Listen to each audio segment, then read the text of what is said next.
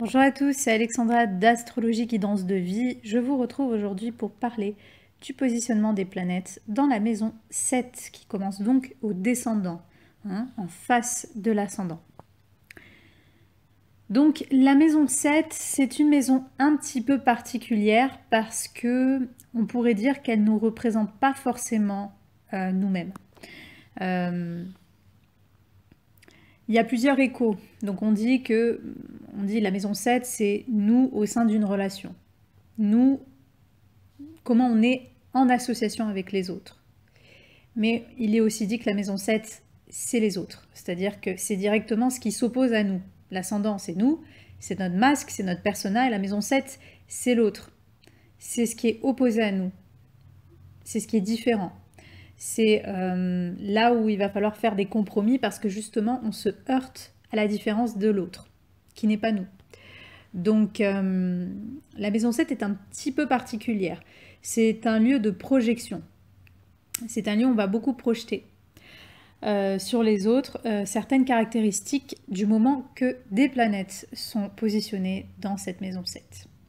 Ça a aussi un lien avec les contrats, les associations, dont notamment ça représente également, enfin ça peut représenter également le mariage. Ça peut être la maison du mariage. Mais évidemment, elle est bien plus large que ça et elle ne représente pas que cela, elle représente d'abord un lieu où on se confronte à l'autre.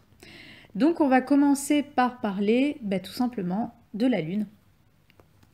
Donc une Lune en maison 7, la Lune c'est nos émotions, c'est nos besoins, c'est nos attachements, c'est là où on se sent ou pas en sécurité. C'est le contexte familial, c'est la perception de notre mère. Donc, lorsqu'on a une lune en maison 7, on peut déjà avoir eu une mère qui, par exemple, s'est peut-être beaucoup sacrifiée pour son mariage, si elle est mariée, enfin pour sa relation avec son conjoint. Elle a peut-être beaucoup...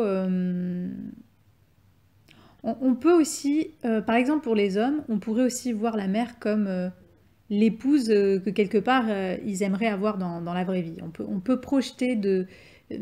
après, ça dépend comment la lune est aspectée.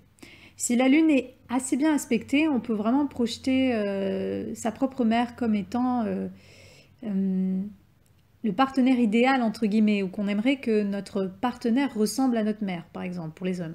Notre femme ressemble à notre mère. Mais dans certains cas, ça pourrait arriver parce que la maison 7, on dit aussi que c'est la maison des ennemis. On pourrait voir sa mère comme une adversaire, pour quelconque raison que ce soit. Quelqu'un avec qui finalement on n'a pas grand-chose en commun, une compétitrice, avec qui voilà, il y a quelque chose qui nous oppose à notre mère. Voilà, donc ça va dépendre de chacun. Ça va dépendre de chacun. La mère peut, d'une certaine façon, d'une façon ou d'une autre, la mère ou le contexte familial en général, peut influencer notre couple, elle peut influencer tout notre domaine relationnel en général, notre façon de nous confronter aux autres, elle peut influencer de façon voulue ou non voulue d'ailleurs, peut-être nos contrats, nos façons voilà, de faire des contrats, peut-être qu'il y a des contrats qui nous relient à notre mère ou à notre famille. En tout cas, elle peut avoir même une influence, comme j'ai dit, inconsciente sur notre manière de projeter des choses sur les autres. Comme je l'ai dit pour les hommes, de projeter aussi des caractéristiques féminines au sein de ses partenariats, notamment au sein d'une relation sérieuse avec une femme. Donc il peut y avoir ça. En tout cas, donc, ce qui peut être projeté en général, ce sont les émotions. Donc la lune, c'est les émotions, c'est la sensibilité.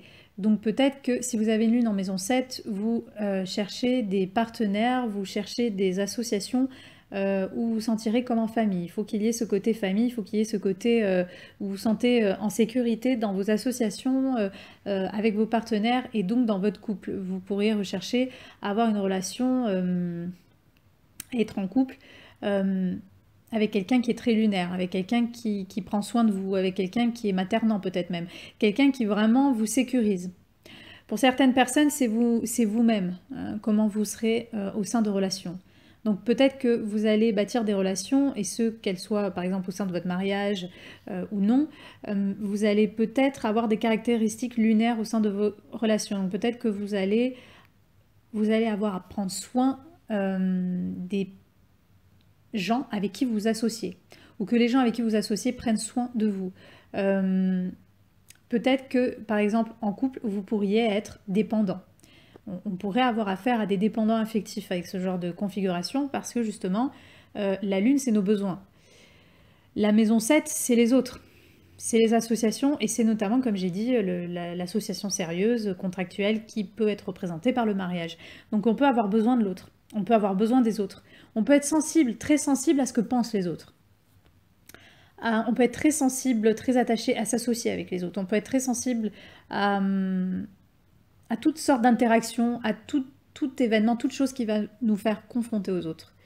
Ça va vraiment agir sur notre sensibilité, sur notre inconscient.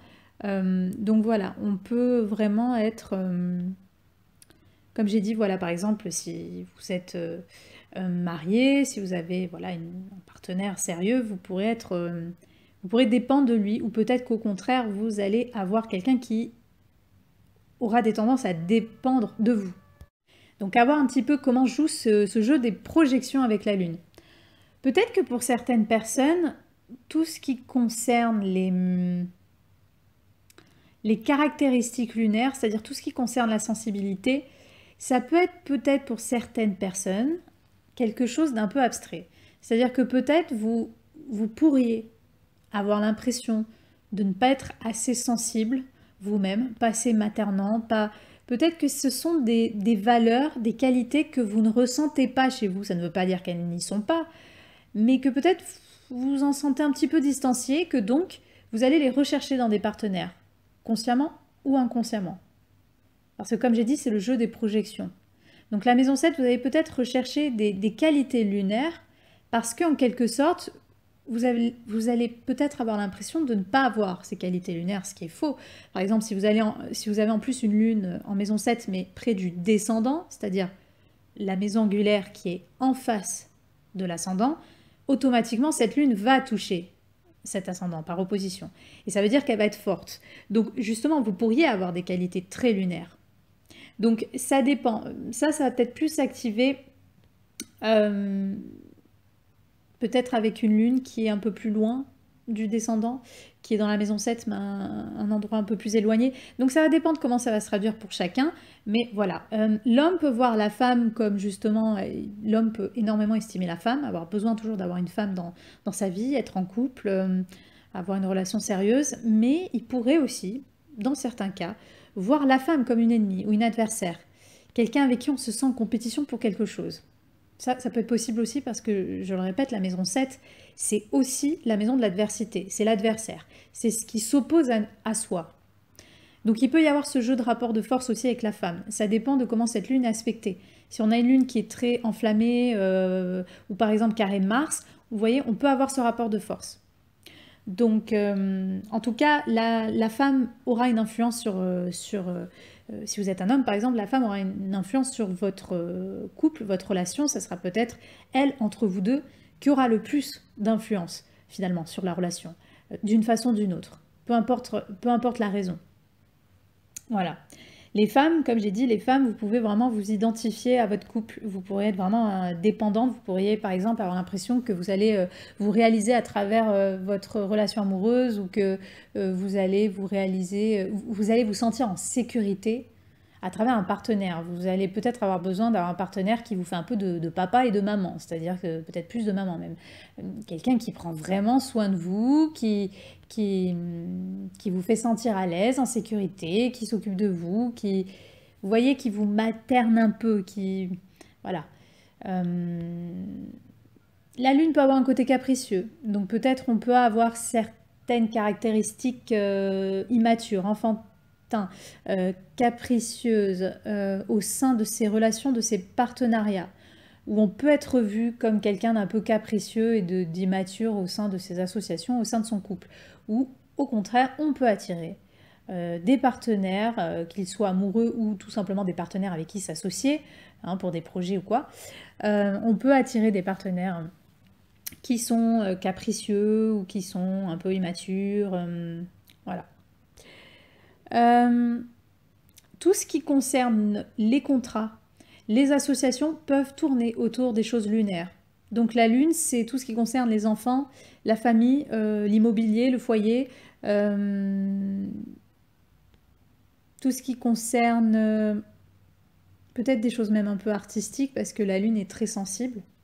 Hein, elle a une grande imagination, inspiration. Donc voilà, il peut y avoir des associations et des partenariats qui se font autour de ces valeurs lunaires. Donc voilà. Avec la lune, on peut avoir besoin, on peut retrouver par exemple peut-être certaines femmes être féministes, c'est-à-dire vraiment défendre, parce que la maison 7, c'est justement une maison, comme je l'ai dit tout à l'heure, de compromis, d'égalité, là où on va essayer de pacifier les choses, on va essayer de défendre l'égalité des choses. Donc avec une lune en maison 7, la lune c'est la femme, hein, donc on peut aussi vraiment être très sensible à ces causes-là, être très très sensible à l'égalité, notamment l'égalité qui concerne justement les droits des femmes par exemple. Donc on peut avoir aussi des féministes avec ce genre de placement. Donc voilà, à vous de voir comment cette énergie de sensibilité, ces énergies lunaires influencent vos projections sur les autres. Qu'est-ce que vous projetez sur les autres comme caractéristiques lunaires? Ou comment vous êtes vous-même dans vos associations, dans vos collaborations, dans votre mariage, enfin dans le sens, on dit mariage, mais aujourd'hui il y a plein de gens qui se marient plus, donc si vous voulez, dans votre relation sérieuse, ça peut être un pax, peu importe. Comment êtes-vous? Est-ce que vous êtes très attaché à ça? Peut-être que certains vont être très très attachés même à l'idée de se marier. Vous voyez, donc ça dépend. Vous allez attirer peut-être voilà, des femmes qui sont très attachées à l'idée du mariage.